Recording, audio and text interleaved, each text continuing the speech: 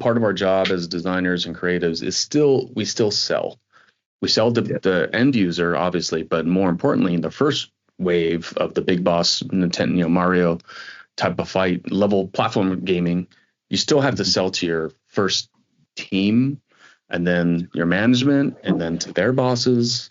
It's still a game in that regard. So yeah, if you understand the lingua franca of business, and more importantly, your industry and your business, then it's that much easier to be able to sell those things internally first and then get the customers on board. 1, 2, 3, 4.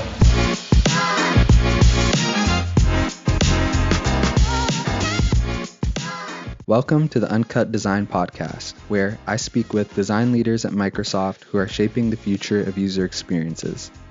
In this series, we'll explore their unique approaches, lessons learned, and insights on driving impactful design in an ever-evolving industry. Today, my guest is Lance Garcia. Lance is a principal design manager at Microsoft, where he works on the Azure Cloud Experiences Studio. In our conversation, we talk about how design is all about selling, strategies to make design decisions that translate to business value, Lance's lessons learned while designing experiences overseas in Japan, how to begin speaking the language of business, and so much more. I was very lucky to connect with Lance during my internship at Microsoft, and I'm so excited to have him featured on this episode. He would often swing by my desk and chat with me throughout the summer, which I really appreciated being a new intern in a hybrid work environment. Lance is extremely well known for his expertise in creative arts, but even more so, his very rich understanding of business as it relates to design. With that, I bring you Lance Garcia. How's it going? Hey, sorry about that. Oh, no worries. How have you been doing? Better now. We had our big NEP CVP share out yesterday at 12:35. So you know how that after finals high that you get. You're like, yeah, I know that feeling too well. Yeah. Awesome. Well, it's good to have you on. I'm super excited to have you for this episode. Yeah, but I guess could you kind of just start with giving us like a little bit of a background or kind of introduction into like what got you into this realm of design and how that kind of led to Microsoft? The good thing is it's a success story, and those who know what they want to be when they're little and they stick with it. You know, I don't know what the stat is. I know you've probably heard this. It's a really high stat for whatever people study in college isn't what they end up doing in life. And I think it's in the 60s, 70s. Like, it's really high. You know, you find people, hopefully even in your summertime here, you've met, we're like, well, what did you study in college? And maybe you didn't ask them their degrees per se. But for me, seeing and growing up around my dad, who was a printer, literally like printing presses, big, you know, whatever, and going in and smelling and feeling the paper and just having those memories was really cool. So the productivity side of it. But then having my mom, who was a bank teller in the day, but an artist by night. And we all knew, you know, we tried to encourage, and even Mother's Day, we'd get her more paints, things like that. We all knew that she was way happier painting. And being from Puerto Rico, of course, she's singing and dancing and putting salsa. She's, you know, doing all these paintings. So I saw when she was unhappy in her day job, but really happier in her post 5 o'clock job, I'm like, you know what, that's what I want to do more of. So being communications designer in the beginning, I remember I studied graphic design. That was my first degree. Then getting my BFA, Bachelor's of Fine Arts in Entertainment Arts Animation. Then working with Stan Lee, the comic book icon, you know, legend at Stan Lee Media in the .com days. I just knew that this was the right path for me, you know, combining all the things that I love nonstop. So even my business school, my MBA thesis was the value added of creativity in business. So growing up, seeing, you know, what my parents were doing, and the business side, the particular stuff from my dad, the artistry, you know, I knew I didn't want to just be a fine artist or even maybe a medical illustrator, I thought, for like a semester. But no, it really worked out, especially with the advent and the invention of the internet in the 90s, where you could just do everything. You know, you could be really creative and do motion and music combination. Thank you, Macromedia Flash, before Adobe bought it.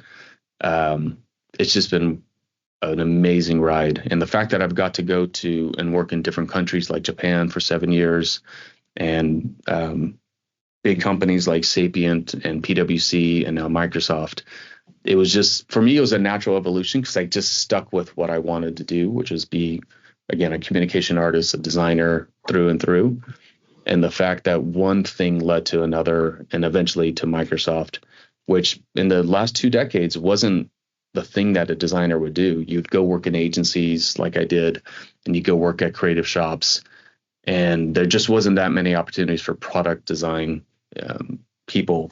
And so now that Microsoft got more mature in design, it allowed for more designers and researchers and content designers to come through and help build their products the way that agencies used to do traditionally when they would outsource it. But having it in-house, as you can imagine, just does that much more everything.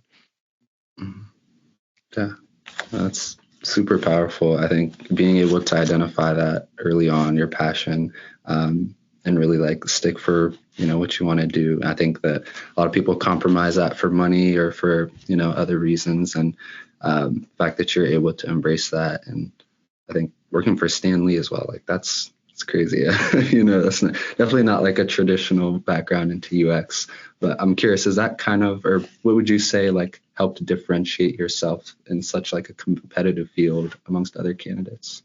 I think because I had that artist background, my BFA, obviously, for those who study animation, they know your teachers are the Renaissance masters, literally. Like all the things that Brunelleschi did for 3D perspective and all the things that Michelangelo and Donatello and all the Ninja Turtles, Pontormo and Caravaggio and Tiepolo, like, even the non-Ninja Turtle names, all those artists, it's all about the figure, and it's all about drawing. It's all about seeing and interpreting and weight and gesture and line. And that's what you're based and judged off of. So when we have Disney or Nickelodeon or DreamWorks come through our portfolio reviews when we're in college, that's what they would say. They would say, hey, you're based off of this one thing. So make sure you become a really great craftsperson at that. So knowing, the old Steve Jobs story, that what he learned from his stepfather, but father, the quality of everything, the back of the computer to the inside to you name it, the fonts obviously really, really do matter. So because I got so good at the visual design part of my craft, some people come in through copy, some through product architecture and understanding systems. Like we literally have traditionally trained architects as part of our team here at Microsoft. Even my team, I'm really lucky. In my case, I was really hyper-focused on being able to create beautiful things through the craft of visual design, and then knowing that one thing might not get you to where you want to go, especially management or leadership or becoming a guide at some point. So I augmented that, obviously, with business school as a shortcut to really understand the bigger picture of how the world works. And other areas, like when I moved from a different part of Sapient, from the Washington, D.C. office to Miami, for example, I switched roles. I went from a visual design specialist leader and creative director, if you will, to like a UX director, and just focused on wireframes and customer, problem solving, like in real time. And I honestly saw it as like a move of the value up the value chain, because you are getting closer to the client and the problem, and less down, hey, just make this look good or pretty. So I loved it. So it really balanced me out. And then again, when you got a good writing is good thinking and strategy component. So I think once you get really comfortable at one side of the discipline, you can then go and feel confident to, tackle others. Whether you spend months or years in that, it's still going to make you a better, well-rounded designer. Mm-hmm. Yeah, that's so amazing to think about. You've had such like rich, diverse experiences, which I definitely think comes in, and you're able to pull from all those different companies you've been at, and your graphic design background. So that's kind of like all of your makeup that makes you unique. So that's great to hear. And I think Steve Jobs, he has a lot of those great quotes. I think my favorite was the one he said, like, everything around you is designed by people that weren't as smart or were just as smart as you. And you can influence and change that just like they did. Yeah. Yeah. Why not you? Why not you to be that thing? And yeah, things are designed, whether people did it with intention or not. And I think that's critical to it, intentional design, utility, who's using it, the context. Again, a lot of stuff that comes from architecture, maybe even fine art. It's okay if it's beautiful, and the aesthetic usability law is a real thing. If you think something looks good, your ego's gonna think it functions well, even if it doesn't, until for a while. Thank you, Apple. But no, I'm really, really, you're not lying. Everything I've learned and the experiences and the people around, every day comes in. Even my fine arts degree, when I'm visual thinking and whiteboarding, I might throw in a sketch of a customer or a user or whatever, and it just helps liven up the whatever, along with being able to draw straighter arrows and better circles. That's so great to hear. What's something about design that's clear to you, but you don't think is quite as clear to others? I think it's becoming way more clear. And I think people coming out of school now, maybe even it's baked in your program, but back then, like I said, there was such a bifurcation of this is design and story and selling and persuasion, mainly from that old advertising era, Mad Men, still one of my favorite shows, versus business impact and customer satisfaction. When I was doing my business school, 2005, 2007, Imperial College London, I remember my specialty there was customer focused strategy. And I remember learning about it. I'm like, yeah, of course you're empathetic to the customer. Of course you think about them first. And of course you take off your shoes before you step in anybody else's. It just was so matter of fact for designers and creatives and people who are trying to get in other people's heads. But for the business world, it was still a new thing to put the customer at the forefront, learn from them, co-design, obviously all the qualitative research you can do.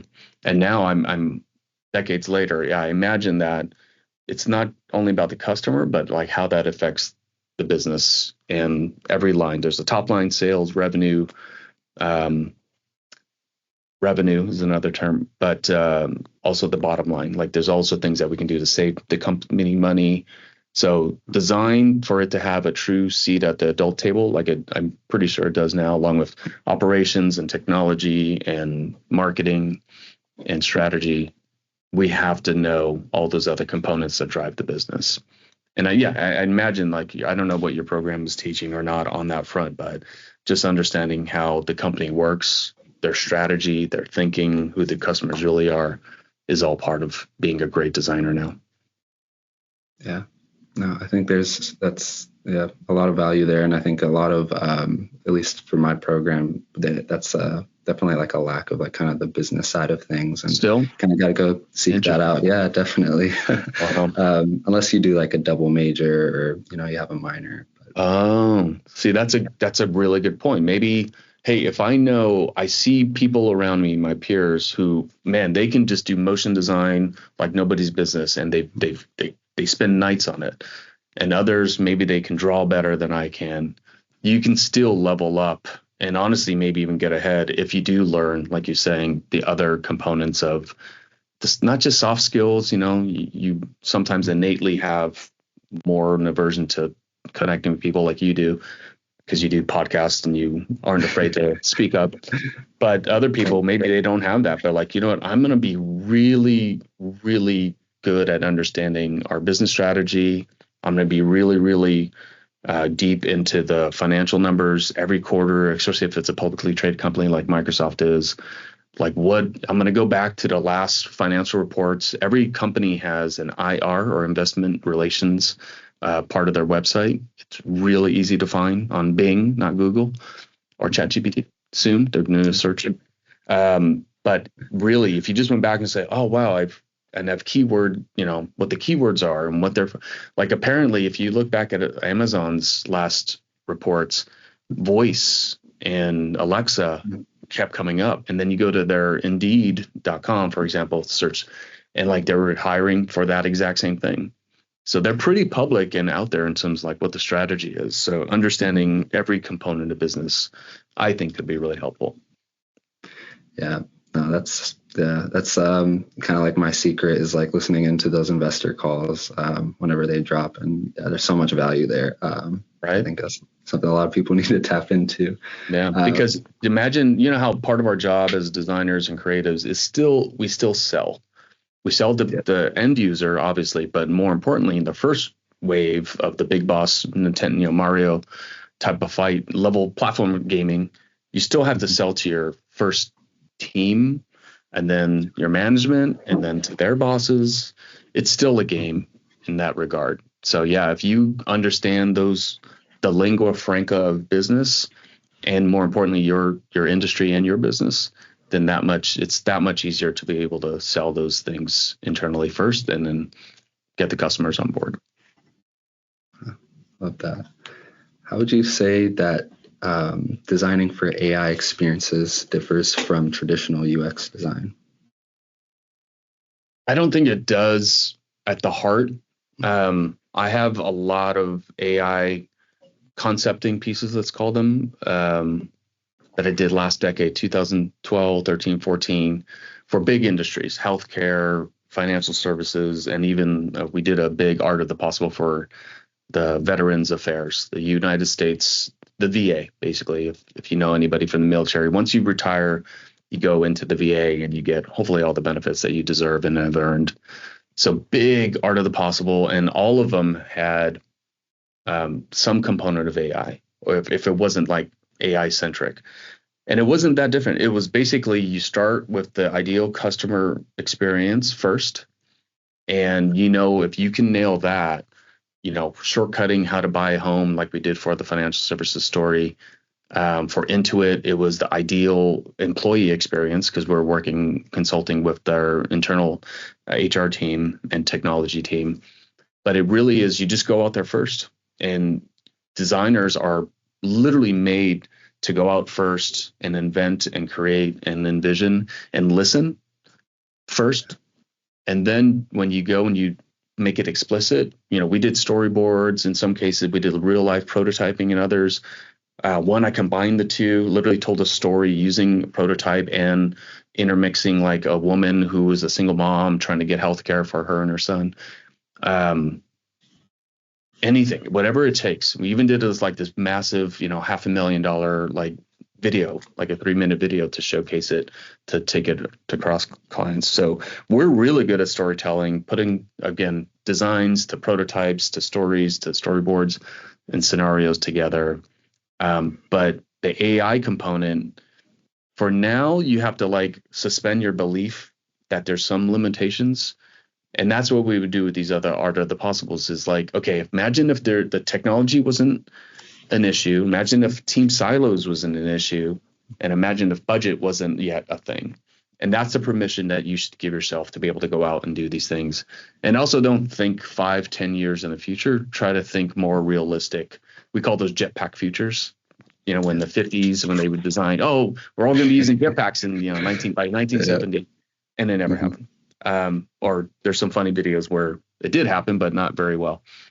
But yeah, if you think more 12, 18 months, and I'm not going to say that technology is moving faster than ever before, because if you look at the late 1800s and railroads and all these other infrastructure, like there were some really crazy times, maybe not decade, but even quarters. So it's just part of human nature. We're just growing. But for AI, honestly, humans don't evolve as fast as technology does. So we still want to be loved, and we still want to have high status, and we still want to take care of those close to us. So those things, as long as we're fulfilling those, and if AI is able to get you there easier, faster, better, or with you not doing hardly anything, or on like what we call it a co-pilot on, side by side with you, like it's just a Robin to you as the Batman, meaning you're the primary driver, the customer, and then technology is just literally just another assistant. Yeah, I couldn't agree more. There's a lot of truth there in what you said. I think that oftentimes how I view it is like, as designers, it's our job to view everything through the possibility lens, and for devs, it's the probability lens. And it's really imperative we work together, have them in Fig Jam files, if they don't know how to work or anything, just contributing verbally. I think it's super important. Especially, I mean, even what you're defining still means you guys are co-designing or collaborating, really early on. You're bringing them through the process. You're opening up their maybe eyes and thoughts. But I love, more importantly, as you can imagine, it's getting their thoughts on not only the constraints. So if they're going to give you those naturally, what does this look on mobile? And what happens when it responses? And there's no way we can pull that off. This API doesn't even connect to this thing and databases, whatever. So we'll get that. But man, I love it when we're working really early on with people who don't think like us every day because they focus on a different area of the product. And when they have ideas, because that's the one thing, hopefully I feel like you're the same way, but creatives and designers, we don't have a monopoly on all great ideas in the world. We just have this superpower where we can make them tangible and explicit to some degree. We still need programmers to code it. That's the real thing. But, design, there's an expression, I didn't come up with it. Designers speak a language that everyone understands, but not everyone can speak. And that's where our powers really, really lie. Yeah. And I think that, the more often we're working and collaborating early on, we almost begin to fundamentally shift how developers think and view product execution and what's possible. And it almost gets them excited and wanting to push for, what we can do rather than what's currently available. And if I steal that possibility and probability and turn it into some handle or moniker, do I have to pay you 5 cents every time I say it? You should trademark it. It's good. I think I wanted to ask, how do you approach the challenge of embedding design thinking into the core of business strategy, especially in organizations where software development is traditionally prioritized? I think you have to know. Sorry, I'm going to use a sports ball term because I played sports ball, football in my case, but any sport that was in season. There's a thing called offense. Well, you have the ball and you're moving forward and it's your responsibility to try and score. And there's things called defense. And again, this crosses many sports. And for those who actually are athletes, I apologize for being so rudimentary, but defense is the team and the part of the team, or even the person who has to defend the goal to allow you to not score. I feel like I've literally done this before with clients where I put, I know we're playing defense, meaning your maintenance, security waves like we're in right now, numerous and ongoing, customer support, all the basic stuff that you have to do to maintain the platform or the product. But then there's offense. There's things that you do. And again, this is the chief responsibility of a design and research team. You do have to go out and invent the future and think about the possibilities and learn from the customers and, see what's not working so well and look for upgrades and iterations. So when you play offense, you do have to be realistic that, look, we can't play offense 100% of the time because that means no one's defending the goal or watching the platform or defending it. And the vast majority of time, the business and the teams really are playing defense. They really need to have a stable product. Performance and stability and quality are absolutely, especially in the product that I happen to help with, which is Microsoft Azure cloud computing, second biggest of all time. Hopefully we'll become some number one before it's all said and done. Coming soon to a theater near you. But just being realistic, say, hey, look, I will do everything in my power and my team's power to help with defensive things. If it's optimizing images or thinking about ways to help with, the page load or whatever, there's a lot of, and then obviously security. Always, though, keeping those things top of mind, like being really realistic with yourself. Let's say half the week is spent, really make sure that that's taken care of, just the basics, fundamentals. But then, but we're going to go spend the rest of half this week, design thinking and envisioning and doing more workshopping and collaborating with not just each other, but even with co-designers outside. There's subject matter specialists. I don't ever say SMEs because I don't think there's an expert in anything in the world. But we're all learning and growing. Like Michelangelo, apparently in his early 80s, he wrote Ancora Imparo, which is I'm still learning. And this is Michelangelo, like the first person to sign a painting, and that's why you still sign a painting to this day. But yeah, I think just being first realistic that not everything is about new invention. And it's funny because when you ask me about, growing up and getting into design, I remember a time, and maybe you went through this period, where I wanted to be an inventor. 10, 11, 12, when, the world, you can do anything. You have these little, toys and things, you make stuff out of them, whether they're designed to be that way or not. So I still feel I made it as an inventor. I'm inventing maybe, business processes for design, or I'm inventing new things, new ways to do things, or new ways to think. So I still feel like I more than scratch that itch of my childhood dream of being a mentor, even though I knew arts was the way for me. Yeah. I love that. That analogy of offense and defense really resonates. And I think, it's commonly said that, great defense will create good offense as well. So again, sports enough to know that term. You also know in football, at least, which I played most, great defenses win Super Bowls. You can have a mediocre quarterback, which is the role I played, and still win a defense like the Baltimore Ravens and Tampa Bay Buccaneers did in the 2K decade. All I know is but it still takes a team. No one can do it individually. And even just having a sense about you, like right now, I know we're going through a massive security thing. And instead of throwing our hands up or quitting and trying to go to a different team or role or boot of a bid company, because Microsoft's the best. I was like, you know what? It's okay. It's okay. Let's go in and get that from much farther out in our design envisionments. Let's go and learn from even more engineers, teammates, or external customers, or anyone in between. We could just do more, build an even more true to life prototype, that now has a little bit of motion to it. And maybe we were going to shortcut that, part of the experience. So for us, just knowing when to bide your time to do those really cool offensive plays that could really make this word come to life. You're going to hear this word over and over and over, and it's called innovation. Innovation, innovation, innovation. It's not as bad as synergy or reimagine. Those are words you really just scrub from your lexicon, or even unprecedented times. I'm just the world of business jargon is real. It's never going to go away. But innovation, I don't hate. Actually, accept. I like. Especially if you say, I was wearing an Azure shirt, which is our old tagline, "Invent with Purpose." But I remember even when we came up this now outdated. Now it's limitless innovation. Believe it or not. Innovation is it's not an idea, and it's not some far out there thing.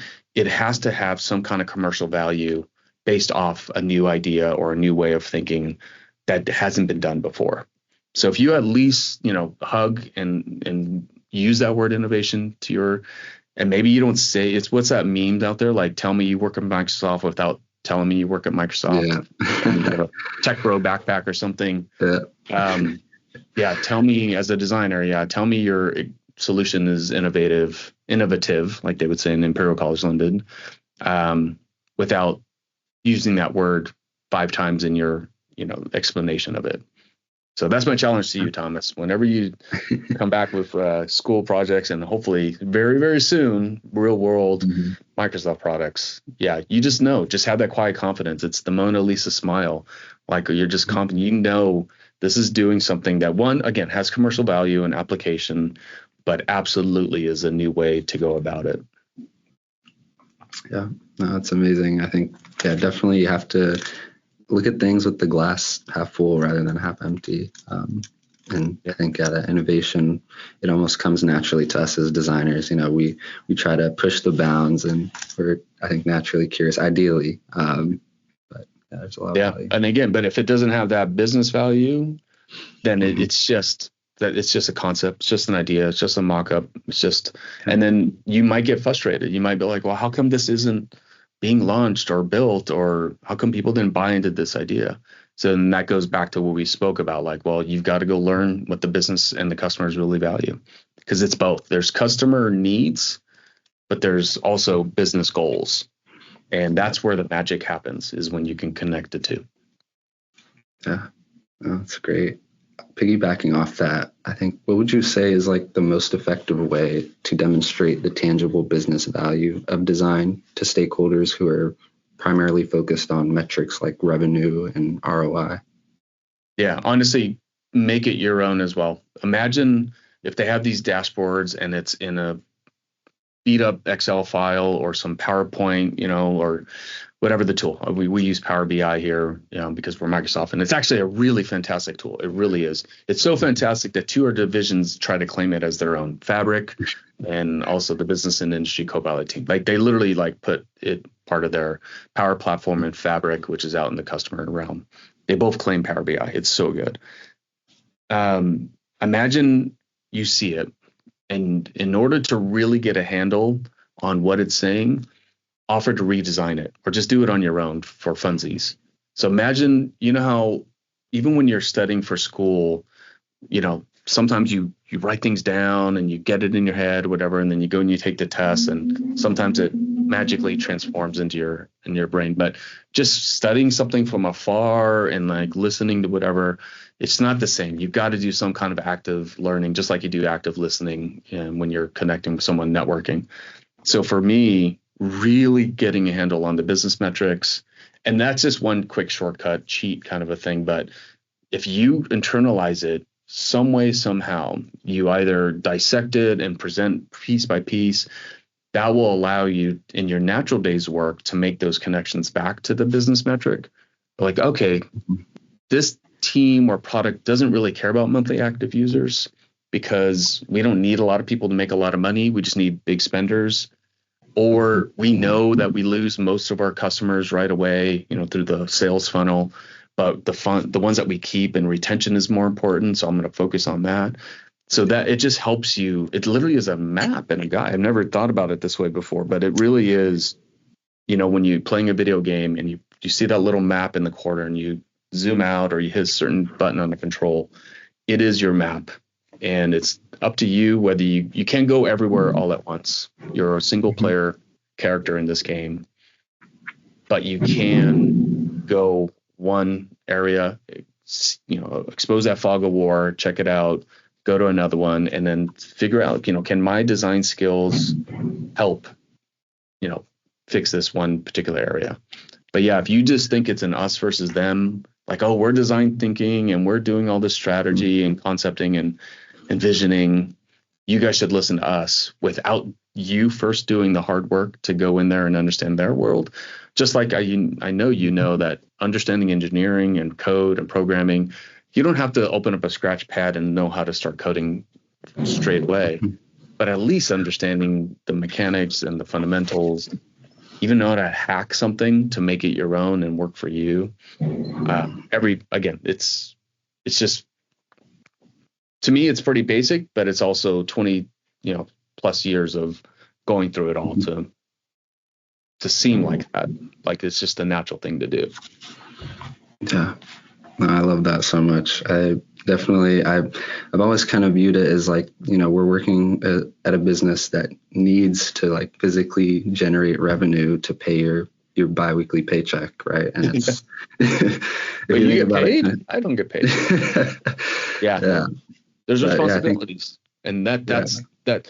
I would hope I think the best companies and the best teams. Imagine if there's the chief operating officer, chief financial officer, and the chief executive officer, CEO, COO, CFO. If they care about design, 5-10%, then that's enough of a window for us to then help out. And if they don't, then again, maybe we understand their world, we bring them back how things can be told in a better way in the story and how it transliterates straight to the product and back.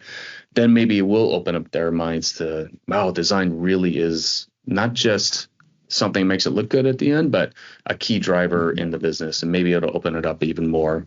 But no, I think the onus is still on us. We're still every year gaining in respectability, popularity, and hopefully responsibility for the powers and unreasonable skills that design and creatives bring.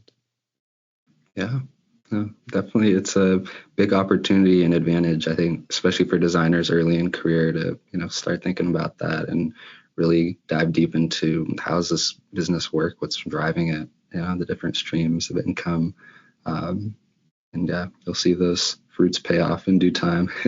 Yeah. And that's it. I mean, honestly, Thomas, is exactly what you said. If you just understand how the business works, and there's some very basic questions that you can go and talk to people. You don't have to just go to investment relation website. Like I said, that's hard. It's really, unless you know how to read financial statements, there's only 3, but they're still different and they're not totally, they're connected somehow. But even if you just go talk to people, someone in HR and, what the trends for hiring may or may not be, because maybe someone who could help the team, and obviously the technology side, the sales side is really, really critical, because they might say a certain way that is so different than you think your feature or your area is so incredibly important. And they're like, yeah, customers don't even that. And in our experience, customers don't even care about this one thing, but they really care about this other thing. And then again, if you can be this one bridge, because all of it's important. But yeah, just basic understanding at the very least, especially your first few months into a new endeavor or company. Yeah. Awesome. Can you discuss a time when a design decision you influenced significantly impacted a business outcome in a way that was unexpected? Unexpected could mean positive or negative. I'll do a negative just because I think a negative helps me. I mean, we don't win or lose. I tell my team, we win or learn. Like either we're successful with something or we've learned something from a failed try or even experiment or launch. So I'll go negative because I think that is helpful. I remember I was in Japan, moved there after the dot-com crash, the early 2K decade in LA, where I was based at the time and from. And I got a dream project. It was with Nike Japan, and Nike was going, and this is like the middle of like 2005, I want to say. And this is when the internet was really becoming, it had gone through this incredible rise, pets.com, craziness, 99, 2000. And then it had the 2 years of the dot-com bubble burst. And that's what, again, drove me to Japan, luckily. And then it was coming back. And then like the big companies like McDonald's and Coca-Cola and Nike said, you know what, maybe we don't need to spend all this money on TV advertisement. Maybe because more and more people are watching less TV and going more to the internet. Now for you, it's mobile and then internet and then everything else. And it's so fragmented, all of these subscription services. It's literally in 2 decades, it's gone completely haywire and different than it used to be with the big channels and everyone watching the same things. So anyways, the internet was really taking over, especially the advertising world. And so Nike said, we're going to do our first ever global campaign where you don't use TV at all. And you don't use the big Michael Jordans and Serena Williams, big, expensive athletes. Instead, we're going to use more local athletes to each of the regions and maybe unique sports that, they care about. And so, local celebrities. So we got to use a really popular soccer player in Japan and some kind of triathlete. And then I forgot what the other person was, but it was still with athletes. And I got to do this new website for them. And I got so into it, but I literally put too much of myself into it. And I didn't try to ask more questions. I didn't talk to customers. I just did what I thought. Oh, I'm an athlete. I know. And it was just really, really self-serving, let's just say. So I remember spending a good 3.5 months, night and day, working, in this project.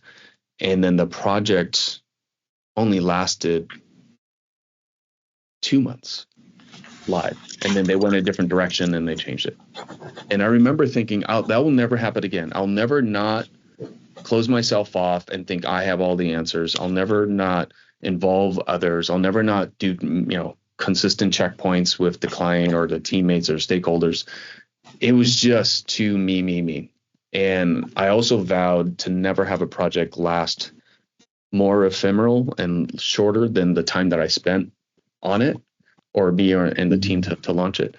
And I never have ever since. So I was really proud, even for ESPN. I did 3 projects, but ESPNW, the women's division, which hopefully you're watching all the cool WNBA stuff, and the women's soccer team getting the gold medal most recently. So that was a really important project. I have 2 daughters. It was near and dear to my heart. I love sports, you name it.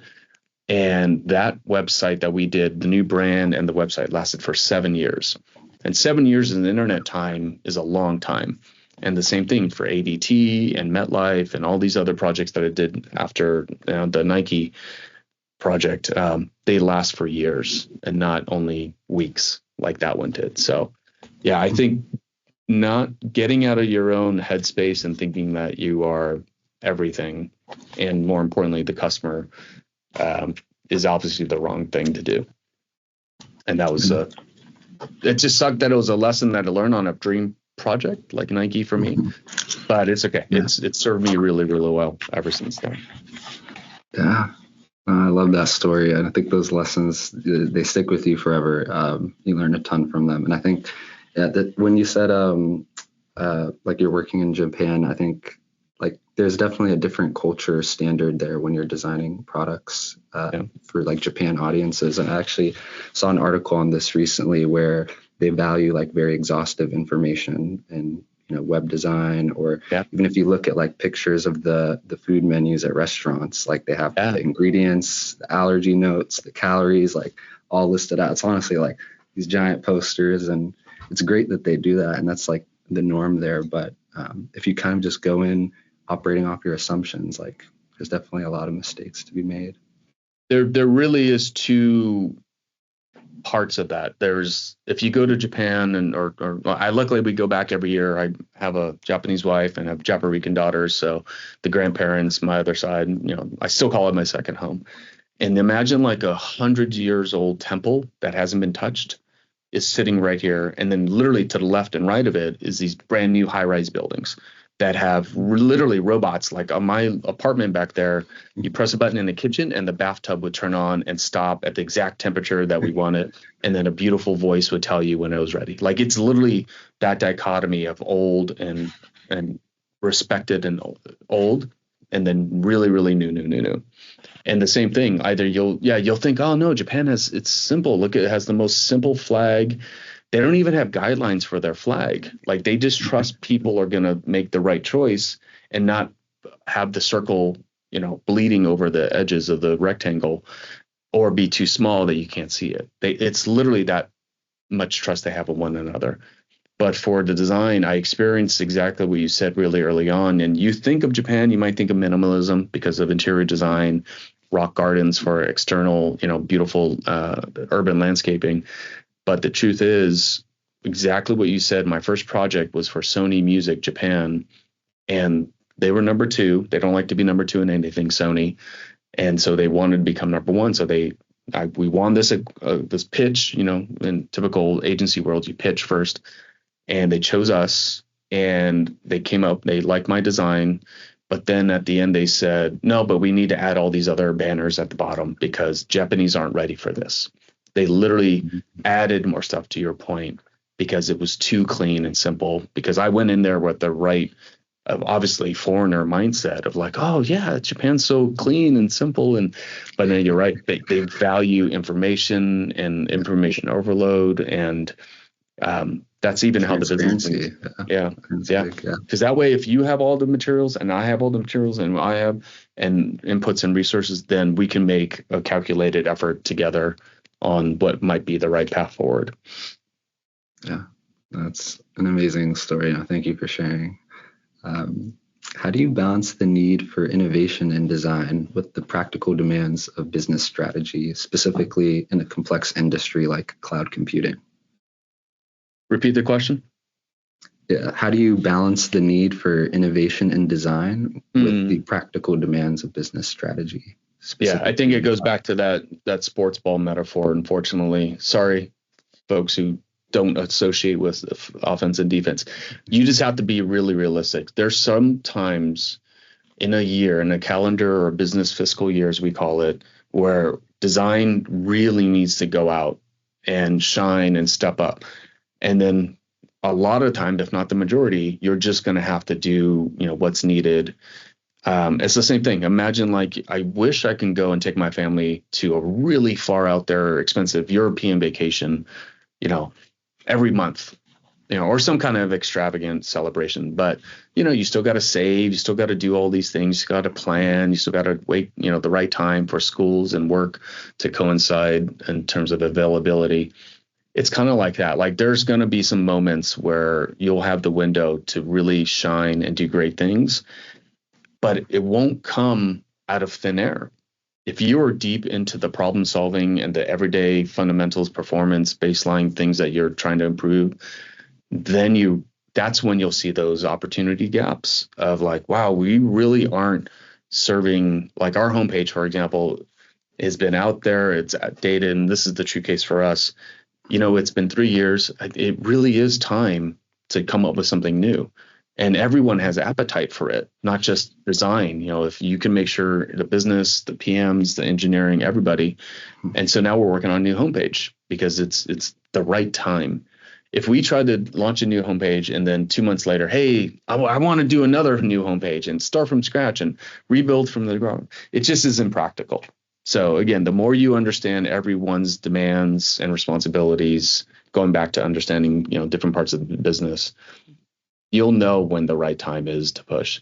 The other thing is never letting it go. So even if you allowed yourself Friday mornings, close the door, put on your headphones, do whatever it takes to just free flow create and think, whether it's writing or sketching or actual, mocking up in a design program, and always keeping your knife sharp that way, the times will coincide. What is that expression about, like, luck is, or success is like luck meets preparation, something like that. I beat it up, but it really is. Like, you have to know that as a responsible company and a responsible adult in said company, you're just not always going to be inventing and creating new things. But man, when it comes, it's invigorating and you can get everybody on board and excited. But it is less offense and more defense. I couldn't agree more. I think, and a big part of that as well is, I think another opportunity for designers to kind of differentiate yourselves is really being like proactive, and that not waiting for 6 levels of management to give you like green light to go do something. But even if it's just like, an hour or 2 on a Saturday, just to get something visual to get people excited. And I used to play video games a lot, but as I entered college and gone throughout the years, I kind of view just like design as my video games now. It's kind of odd to say, but yeah. No, it really is. I mean, you learn lessons in video gaming. We talked about the platform. There's a biz boss, there's a small boss level 1, to make you. I love that you do, because at least how flow works. And to me, the definition that Mihai Csikszentmihalyi came up with in his book Flow and the subsequent books he wrote on it after, it really is. You get into flow by understanding all aspects of design and business and the technology and how that intertwines. And then more importantly, if you can allow your customers and end users to get in flow by using whatever you're designing, that's when okay, you did well. But imagine if we changed the layout, or we moved a global element left to right, or hid it behind. Like, we think, oh, cool, it's new and it's different and it's cooler. But for users, it's just frustration. Like, there's also a saying that I've written on the wall here in the Azure offices: unless a UX change is great, or UX change is bad unless it's great. And that's the thing. Yeah, you might be envisioning things that you think is good, but the more you circulate it and get it out there, you realize, you know what? My team had some reservations. Customers are kind of iffy. Maybe this isn't like a great idea at the end of the day. So, but it also takes 99 great drawings to get to that one drawing, as we learned in our BFA program. So yeah, you just have to keep trying. It Takes a lot of swings. Damn it, I used another sports ball reference. I'll switch it. Or cricket. I think it'll be fine. Yeah, I love that quote though. You might have to come write that in our little neighborhood. Yeah, That'll help a lot. Awesome. How do you see the role of design evolving as it relates to business over the next decade with kind of this AI race that we're in? Yeah. My whole MBA thesis, as I mentioned, graduate school thesis was literally this. So I spent an entire year studying, coming up with, but I didn't start from the design and then try to like convince everybody. I started with current existent, like there's this old business strategy thing called the balanced scorecard that others had come up with. And I learned how to do net present value, calculations of how like adding creativity can, add this. And luckily it was in the right time. That decade was when IDEO was coming really into its own and inventing, the term design thinking and showing the business value that design and creativity can bring in the name of innovation sometimes, and sometimes just better experiences, even at a small percent level. So for me, I would like to think it's at that adult, boardroom dinner table. I don't know. Some companies are more mature than others. Some, obviously Apple and Nike and all those. And, if you look at their stock price from 20 years ago to today, the ones that have put design at a very high level at the forefront sometimes have absolutely outperformed a lot of the others. Microsoft itself, even in my 7 years here and the last 2 decades, has put and grown in terms of design importance. And here's a little inside baseball, which means, deep knowledge of internal stuff only. When Copilot became a thing here, so November 30th, 2022, ChatGPT 3.5 launched. Thank you, OpenAI.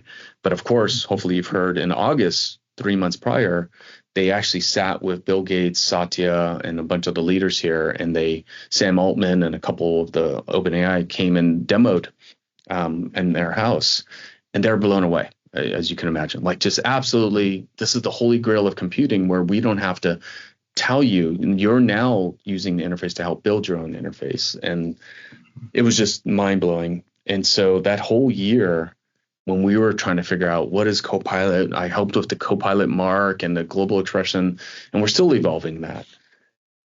Apparently, Satya, who happens to be Satya Nadella, he's our chief executive officer for Microsoft. He told the chief design officer on the M365, who was responsible for this, John Friedman, design needs to lead the way here. Because if it's just a tech thing or if it's just a PM business thing, we're going to lose this audience, especially in the advent of AI in practical terms, generative AI in this case.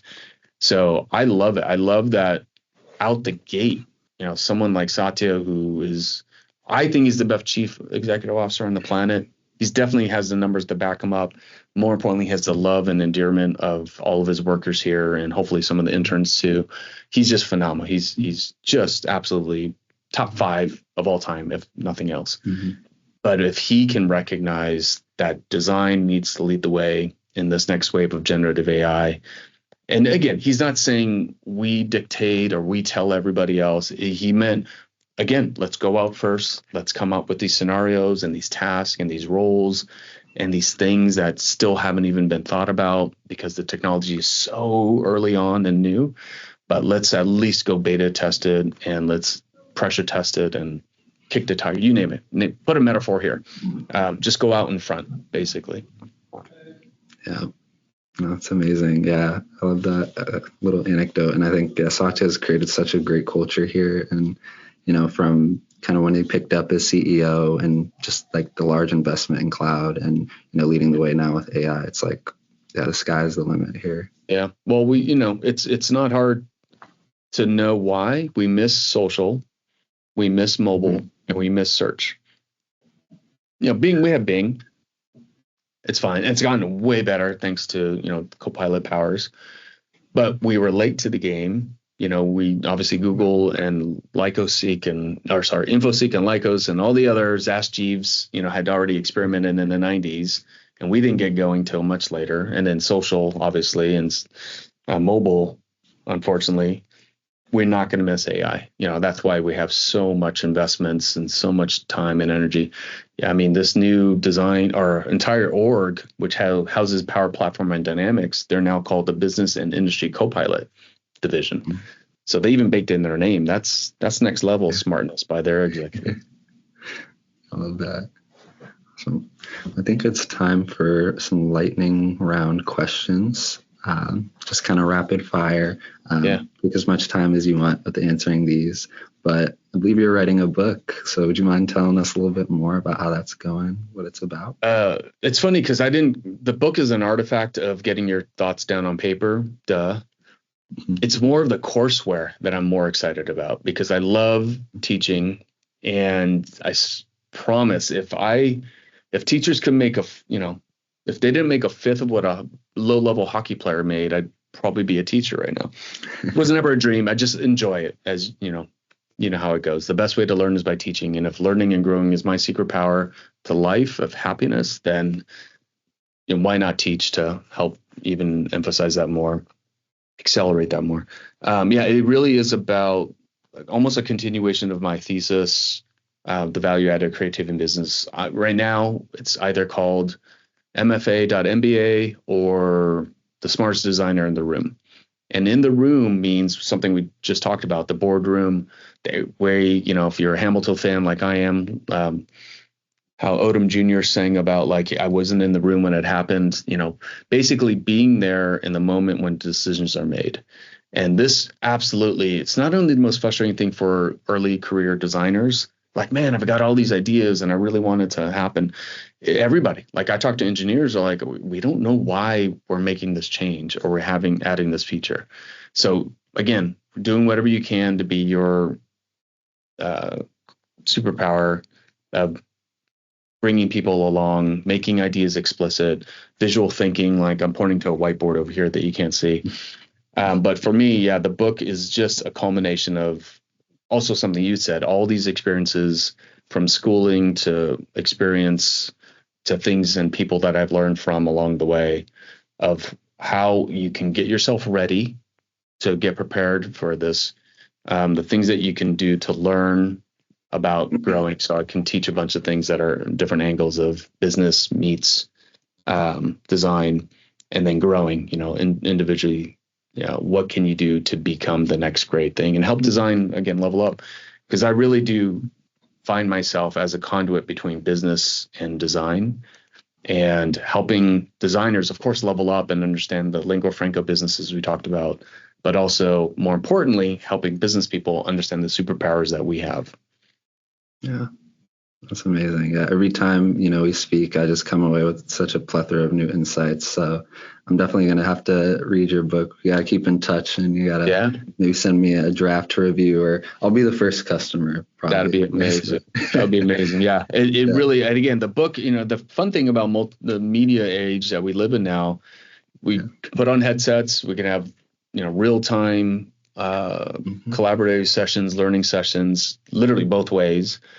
The book, if you're really old school, you get a physical copy and you put it off on your shelf, and it's beautiful design, the way that Stripe Press does now. Stripe Press, oh man, Charlie Munger, the business partner from Warren Buffett, that just passed away, Berkshire Hathaway, that is.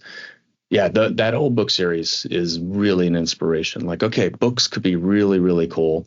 Obviously, you can read your phone Kindle. We can make an animated, graphic novel out of it, like they read in Japan nonstop. But the courseware, I think that's when things really come to life. There's lit books that do video series with the authors. There's everyone, who has something important to say has obviously courseware out there to be able to involve it even further. And it really is, it's just an ongoing thing that, design and can level up in the world and help as many people as we think it can. Yeah, plus one to all that. Yeah, we got to make books cool again. Just to go off of that a little bit, what's one of your favorite books you recommend others to read? I really like Dan Pink's The Right Side of the Brain. Let me make sure it's right. I mean, there was a drawing book. That is probably the first one somebody should read. It's actually his first. I met him and watched the whole New Mind. Was I thinking? So A Whole New Mind was the first book to make me realize, wow, design. Again, it was done in the 2K decade, early. He's a Washington D.C. based author. He's also put his money where his mouth is, because then he did The Adventures of Johnny Bunko, which is a Japanese graphic novel where he hired a really great graphic artist, and he talks about career advice. And he wrote Drive and a few others after that, When also. But A Whole New Mind was the first book that proved to me that I made the right career choice to become a designer, creative, all that. And he espouses in the book that the future, like, we know how a trash can works. We've engineered great trash cans. They open, they close, they're portable, they can dump out different mechanisms to how to open, whether it's a hand gesture or the footstool or just your hand lifting up. But if you design a beautiful trash can with the right paint, and that's eco-friendly, and it's the ergonomics of it, and maybe it walks over to the trash can and dumps itself and moves itself back, the way that my robo vacuum does. That's design, and that's careful, again, intentional consideration and invention and innovation, if you will. It is just, and then if you put, your Philip Stark name on it, for example, and then you sell it at Target, and you sell 1 million of them for only $22 each, that's economical innovation along with, beautiful design. So it's not that hard. Again, the success obviously of Target is fast design, beautiful design, functional design, and it all comes with, evolving from just really basic engineering and to something that could be really, really pleasurable in its own right. So that's a wonderful book. I think he goes through like 6 different dimensions, but when I read it, it just felt like, wow, I had no argument internally. My parents were going to love and support me no matter what. I didn't have pressures to be one occupation, or we didn't have a family business to like adhere to. They just wanted me to be happy. And so when I read the book, for some reason, I had added some validation that like, wow, I really did make the right life choices to become an artist, designer, creative, storyteller, all that. That's amazing. Definitely have to add that to my book list. I hope the listeners will check that out as well. It's super interesting. What's a show or movie that you've fallen in love with recently? I mean, it's not recently, but I mentioned Mad Men. That's phenomenal. I like things that kind of take me away from thinking, Parks and Rec, and those kind of silly sitcom offices where it's just the writing, the characters are true, to themselves. Even if you go back to the first episodes of the first season, like, they don't change. Unlike a movie where you have to have a transformation, a complete character arc, TV sitcoms, like, they are who they are. Like, everyone is just a caricaturization of themselves, and if anything, they just get worse, meaning more like that characterization. But it's really fun. And if you compare, if Michael Scott from The Office, which used to be a really good show, it's hard to watch now because it doesn't move with the times as much. He was really bad at his job, and then in this case, the same creators made, okay, but what if someone was really good at the job, like Leslie Knope in Parks and Recreation? So that's really fun to see from afar if you study media or film or TV. I love behind the scenes kind of stuff, obviously making of, but not reality. Like, because reality shows are, I think this, they're fake, they're scripted, they tell you, they're lightly scripted, let's say. But now for me, Mad Men still resonates really well. One, because I was in the agency advertising, and like it brought it back to life. The stories, just like Sopranos, it was deep and morbid sometimes, or it was deep and like got into people's heads. And it's kind of like this long, drawn out movie storytelling transformation where things really do evolve, just like life does. Yeah. I don't know, Suits lately, just because too many people kept talking about it. I'm like, and I honestly, they got me into it because they said, oh, it's kind of like Mad Men. And, I'm waiting for that moment to see, like, it's kind of like, but I have no interest in the law. It's funny because Dan Pink, the author I just mentioned, he made the mistake of going to law school and becoming the 1% of the bottom tier that, wasn't good at it. So he transferred and became a political speechwriter, actually, for President Clinton. And that's how he ended up in Washington, D.C. So again, if you end up following him like I do, but Suits, again, it's the law is only a small fraction of the storytelling, the problem solving, the characters being really, really good at certain things. And then every episode is really a whole nother challenge, like a drastically new challenge, which I think as designers we can associate, because things that we're solving for today, in a year from now, it's going to be a whole new set of things. And again, for me, I love that. Keeps me fresh, but hopefully people are ready for that as they enter this career. Yeah, it's amazing. I think if you want like a little blend of like Mad Men / Parks and Recs, you should definitely watch Succession. That's maybe you've seen it. Is that the HBO show? Yeah. Mm-hmm. That season 1 was amazing. I forgot to get up on season 2. I think they're like season 4 now. Might be. What? Yeah. Might be wrong on that. What world am I living in? That was really powerful. Yeah. I love that show. Season 4. I absolutely loved it. It's great. It only gets better as it goes on.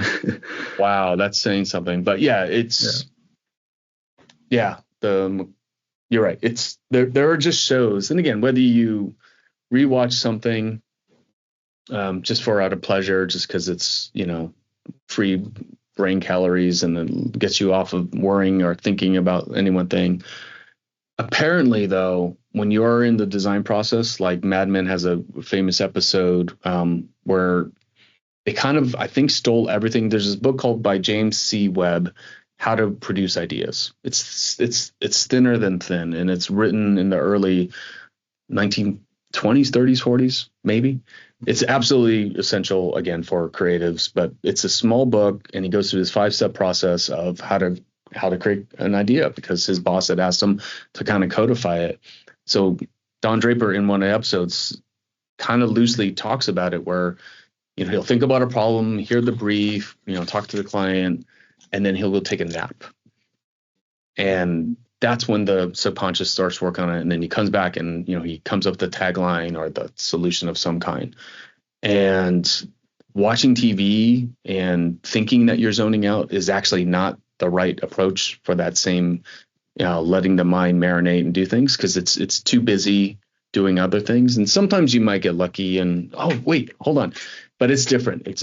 How many times you've been taking a shower or going for a run or just resting, literally resting. And then all of a sudden, and it's that aha moment, that you get, that's when the connection happens. So I definitely reserve, and again, I very, very few times I'll allow myself to watch TV. Some people have the tactic, like I only watch TV when it's a communal event, like if I can get one or two or other people to do it with me, just because it's too easy to just scroll, swipe, play. Obviously, the designers are too good because they have that autoplay function now. Doesn't even let you finish the credits. So, just be wary of that. Is like I love the shows and the movies, but just like everything, just to only a certain degree. Moderation. Yeah. Awesome. What's a piece of advice you wish you received early in career? Start a podcast 20 years ago. It's funny because someone had actually said that he was it's actually, I'll Teach You How to Be a Rich Guy.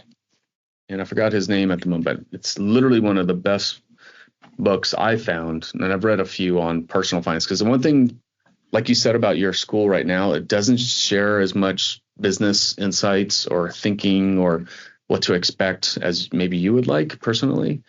So you have to go out of your way to teach yourself that, which is fine. Business school doesn't teach you personal finance. And so I was like, okay, so I can go, understand how to run a big company and strategize, this and calculate weighted average cost of capital by hand. Like, but you're not going to teach me how to like balance my checkbook. Like, it was just really weird. So anyways, I've had to go off on my own, and just being from a lower income, let's call it, Hispanic family, it wasn't talked about at the dinner table. Like, we didn't know, they didn't know, so they didn't know what to teach us. But this person who has a Netflix show right now, it's in my audiobooks because I just went through it again, but he said writing a blog and staying with it was the best thing he had done. So if you stick with this podcast, for example, even if it's a way to educate yourself, which is, I think you're being selfish and you are getting more from this than any listener ever might. Yeah. But hopefully you bring some listeners along and inspire them, or more importantly, they learn something from it. But I remember him saying he was 19 when he started it, and his friends didn't believe, even though he had a deep passion for personal finances, because he had to. Again, same thing, difficult, financial circumstances with his family, having expectations to go to college, but they didn't have money to send him to college. So he started this blog because his friends at 19, 20, they didn't want to hear him talking about personal finances. They didn't care. So he's like, all right, well, maybe there are some people out there that might want to. So I wish I would have started something, a blog, a podcast, or the book, just thinking along the way. And that way, these, just like compound investing, which is obviously something he's going to teach in the book, it will just pay off more exponentially than we can even imagine. But obviously, I've thought about a lot of these design and business topics, so it's easy for me to rattle them off, because at certain times I will go and write things down, journal, or a strategy doc, or talk to my team, that I'm lucky enough to lead right now. So maybe the book will help bring back the last 2 decades of learning and understanding. Yeah. Wait, so you're telling me they don't teach you how to allocate your 401k in business school? No. At all. That's unfortunate. Last question. Where can people find you if they want to reach out and connect? Luckily, my handle is rlance. My full name is Raymond Lance Garcia, but ever since the doctor slapped my butt, it's been Lance. My mom wanted to call me Lance, and of course, moms always win. So I don't even know what, someone yelled out Raymond if I'd get out of that burning movie house. The truth is, I love rlance because it's an artist moniker. It's easy to obtain at every other social platform. So everything from rlance at LinkedIn, rlance Twitter, I don't use, but now X, rlance.com, just rlance. Yeah, it's pretty straightforward. But I'm here every day. I think part of Microsoft that I think we spoke about in the past, just showing up every day and being there. I happen to do it here in the office because I love being at the main headquarters and the campus and around everything, everyone. But even online, if there's really great design meets business topics, especially, that I think others can help me understand more and better, and others that I can maybe help elucidate a little bit, I'm all for it. So whatever people want to do. Great. Well, Lance, thank you for attending the podcast. I kept you here long enough. I'll give you some time back, eat some lunch, get energized. I know you've been pretty busy this week, but thank you so much. This gives me energy just talking to you and talking about our shared discipline that we love way too much. So thank you. Yeah, it's been an honor. Thank you. All right. Take care. Bye. Yeah, likewise. Bye-bye.